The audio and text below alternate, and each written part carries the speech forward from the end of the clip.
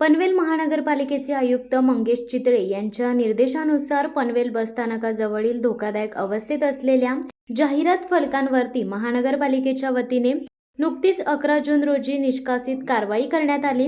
घाटकोपर येथील होल्डिंग दुर्घटनेनंतर पनवेल महानगरपालिका ॲक्शन मोडवर आली आहे।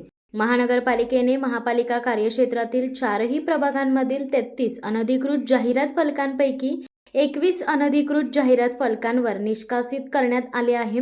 शनिवारी आयुक्तांनी घेतलेल्या विभागावर आढावा बैठकीमध्ये उर्वरित होल्डिंग्सचा क्विक सर्वे करून त्यामधील अत्यंत धोकादायक होल्डिंग्स निष्कासित करण्याच्या सूचना दिल्या होत्या। आयुक्तांनी दिलेल्या निर्देशानुसार पनवेलमधील बस आगार आणि हॉटेल दत्त इन जवळील जाहिरात फलक गेले काही दिवस गंजलेल्या अवस्थेत होते।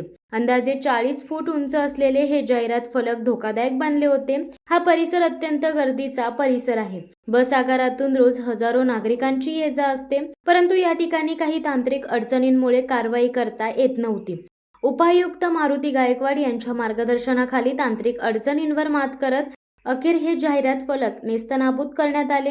यावेळी महापालिकेचे प्रभारी अधिकारी रोशन माळी, क्षेत्रीय अभियंता संकेत कोचे, तुषार कामतेकर आणि अतिक्रमण विभागाचे कर्मचारी उपस्थित होते। यापुढे महापालिका कार्यक्षेत्रातील अनधिकृत जाहिरात फलकांवर महापालिका लक्ष ठेवून असणार आहे। मनपा क्षेत्रात अनधिकृत जाहिरात फलक आढळल्यास महापालिकेच्या वतीने कडक कारवाई करण्यात येणार असल्याचे महापालिकेच्या वतीने जाहीर करण्यात आले आहे।